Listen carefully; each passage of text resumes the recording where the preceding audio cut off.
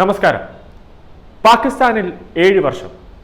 1971 തലശ്ശേരി കലാപം അമർച്ച ചെയ്യാൻ അന്നത്തെ ആഭ്യന്തരമന്ത്രിയായിരുന്ന കെ കരുണാകരൻ നിയോഗിച്ച IPS ഓഫീസറിൽ ഒരാൾ ഇന്ന് പാകിസ്ഥാൻ ഉൾപ്പെടെ ശത്രു രാജ്യം മുതൽ തീവ്രവാദികളുടെ പേടി സ്വപ്നമായി മാറി ഇന്ന് ദേശീയ സുരക്ഷാ ഉപദേഷ്ടാവിന്റെ പദവിയിലേക്ക് എത്തിയ ദ ഇന്ത്യൻ ജെയിംസ് ബോണ്ട്.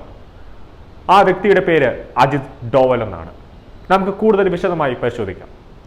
ദേശീയ സുരക്ഷാ ഉപദേഷ്ടാവ് എന്ന പദവി ജനശ്രദ്ധ ആകർഷിച്ചത് അജിത് ഡോവൽ ചുമതലയേറ്റത് മുതലാണ്. ഒന്നാം നരേന്ദ്രമോദി സർക്കാർ അധികാരത്തിൽ വന്ന് 2014-ലും രണ്ടാം നരേന്ദ്രമോദി സർക്കാർ അധികാരത്തിൽ വന്ന 2019-ലും അദ്ദേഹം തന്നെയായിരുന്നു ദേശീയ സുരക്ഷാ ഉപദേഷ്ടാവ്. ചരിത്രത്തിൽ ആദ്യമായാണ് ഒരാൾ 3 തവണ തുടർച്ചയായി ഈ പദവി വഹിക്കുന്നത്. തീവ്രവാദ വിരുദ്ധ വിദഗ്ധൻ എന്ന നിലയിലും ആണവ പ്രശ്നങ്ങൾ കൈകാര്യം ചെയ്യുന്നതിൽ നിപുണൻ എന്ന നിലയിലുമാണ് അജിത് ഡോവൽ ദേശീയ സുരക്ഷാ പദവി വഹിച്ചിരുന്നത്. മുൻഗാമികളിൽ നിന്നും വ്യത്യസ്തനായാണ് 1945 ജനുവരി 20-ന് ഉത്തരാഖണ്ഡിൽ പൗരി ഗർവാളിൽ അജിത് ഡോവൽ ജനിക്കുന്നത്. 1968-ൽ കേരള കേഡർ IPS ഉദ്യോഗസ്ഥനായി അദ്ദേഹം ചുമതലയേൽക്കുന്നു. 1971-ൽ തലശ്ശേരി കലാപം അമർച്ച ചെയ്യാൻ അന്ന് കെ കരുണാകരൻ അയച്ചത് അജിത് ഡോവലിനെയായിരുന്നു. അന്ന് കലാപകാരികളെ മുഴുവൻ പകലി വെളിച്ചത്തിൽ അവതരിപ്പിച്ച് ഇരകൾക്കൊപ്പം നിന്ന് കലാപത്തെ നിയന്ത്രണ വിധേയമാക്കിയ ഡോവലിന്റെ തന്ത്രം ഓർമ്മപ്പെടുത്തുന്നത് ഇപ്പോഴുമുണ്ട്. തുടർന്ന് കേന്ദ്ര സർവീസിലേക്ക് പോയ അജിത് ഡോവൽ അടുത്ത അവതാരം പിറന്നത് മിസോറാമിൽ രഹസ്യാന്വേഷണ ഓഫീസറായിട്ടായിരുന്നു. ഇന്ത്യൻ പട്ടാളത്തിൽ ഹവിൽദാറായി ജോലി ചെയ്യുകയും തീവ്ര ആശയങ്ങളാൽ പ്രലോഭിപ്പിക്കപ്പെട്ട മിസോറാം നാഷണൽ ഫ്രണ്ട് രൂപീകരിക്കുകയും ചെയ്ത ലാൽ ഡങ്കന്റെ സംഘത്തിലേക്ക് നുഴഞ്ഞു കയറിയ ഡോവൽ അതിൽ 6 പേരെ റാഞ്ചി മറുചേരിയിലെത്തിച്ച് MFനെ തകർത്ത് തരിപ്പണമാക്കി. അദ്ദേഹത്തിന് വിശിഷ്ട സേവനങ്ങൾക്ക് 1988-ൽ കീർത്തിചക്ര നൽകി രാജ്യം ആദരിച്ചു. ഇന്ത്യൻ പോലീസ് മെഡൽ നേടുന്ന ഏറ്റവും പ്രായം കുറഞ്ഞ ഉദ്യോഗസ്ഥനായിരുന്നു അജിത് ഡോവൽ. 1972-ലാണ് ഡോവൽ ഇന്റലിജൻസ് ബ്യൂറോയിൽ ചേർന്നത്. തന്റെ 46 വർഷത്തെ സേവനത്തിൽ 7 വർഷം മാത്രമാണ് അദ്ദേഹം പോലീസ് യൂണിഫോം ധരിച്ചത്. 33 വർഷം ഇന്ത്യൻ രഹസ്യാന്വേഷണ വിഭാഗത്തിലാണ് ജോലി ചെയ്തിരുന്നത്. 10 വർഷം IBയുടെ ഓപ്പറേഷൻ വിങ്ങിന്റെ തലവനായിരുന്നു.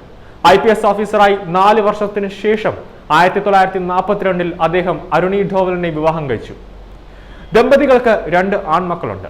7 വർഷം പാകിസ്ഥാനിൽ രഹസ്യമായി ഡോവൽ ചെലവഴിച്ചിട്ടുണ്ടെന്നാണ് പറയപ്പെടുന്നത്. 1 വർഷത്തെ രഹസ്യ ഏജന്റായി സേവനമനുഷ്ഠിച്ച ശേഷം 6 വർഷത്തോളം ഇസ്ലാമാബാദിലെ ഇന്ത്യൻ ഹൈക്കമ്മീഷണറിൽ ജോലി ചെയ്തു. 1988-ൽ സുവർണ ക്ഷേത്രത്തിലൊളിച്ച ഖലിസ്ഥാൻ ഭീകരവാദികൾക്കെതിരെ നടന്ന ഓപ്പറേഷൻ ബ്ലൂ സ്റ്റാറിൽ നിർണായക പങ്ക് വഹിച്ചത് ഡോവലായിരുന്നു. 1999-ൽ കാണ്ഡഹാറിലേക്ക് പാക് തീവ്രവാദികൾ ഇന്ത്യൻ എയർലൈൻസ് വിമാനം തട്ടിക്കൊണ്ടുപോയപ്പോഴും മധ്യസ്ഥ ചർച്ചകൾക്ക് നേതൃത്വം നൽകിയത് ഡോവലായിരുന്നു.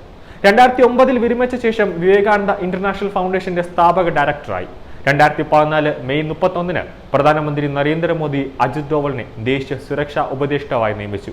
2014-ൽ ഇറാഖിലെ നേഴ്സുമാരുൾപ്പെടെ ഭീകരർ ബന്ദിയാക്കിയപ്പോൾ ജൂൺ 25-ന് അദ്ദേഹം ഇറാനിലെത്തി നയതന്ത്ര ഇടപെടലുകൾക്ക് ശേഷം 2014 ജൂലൈ 5-ന് എല്ലാ നേഴ്സുമാരെയും ഇന്ത്യയിലേക്ക് തിരികെ എത്തിച്ചു, ഒരു പോറൽ പോലും ഏൽപ്പിക്കാതെ.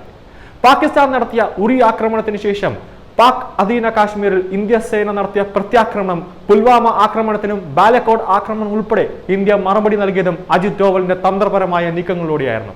വ്യോമസേനയിലൂടെയും നാവികസേനയിലൂടെയും ഉന്നത ഉദ്യോഗസ്ഥരുമായി തന്ത്രങ്ങൾ ചർച്ച ചെയ്യുന്നത് മുതൽ പ്രധാനമന്ത്രിക്ക് ഓരോ നിമിഷവും വിവരങ്ങൾ നൽകുകയും അജിത് ഡോവൽ ചെയ്തുകൊണ്ടിരിക്കുകയായിരുന്നു. അതിനെല്ലാം പ്രധാന പങ്കും ഡോവലിന്റെ നേതൃത്വത്തിലായിരുന്നു. ഇക്കഴിഞ്ഞ പോപ്പുലർ ഫ്രണ്ടിനെ ഉൾപ്പെടെ EDയെയും CBIയെയും IBയെയും ഇന്റലിജൻസിനെ ഉപയോഗിച്ച് തിരുവനന്തപുരത്തും കോഴിക്കോടും കൊച്ചിയിലും IB ഉദ്യോഗസ്ഥരും ED ഉദ്യോഗസ്ഥരും വിമാനമിറങ്ങി പോപ്പുലർ ഫ്രണ്ടിനെ തകർത്ത് തരിപ്പണമാക്കിയതിന്റെ പിന്നിലും അജിത് ഡോവലിന്റെ കരങ്ങളായിരുന്നുവെന്നത് നമുക്ക് സംശയമില്ലാതെ തന്നെ പറയാം. പല ജന്മങ്ങളിൽ, പല വേഷങ്ങളിൽ, പല ഭാവങ്ങളിൽ അജിത് ഡോവൽ എന്ന ഇന്ത്യൻ ജെയിംസ് ബോണ്ട് നിറഞ്ഞു നിൽക്കുന്നു രാജ്യത്തിന്റെ സുരക്ഷയിലേക്ക്.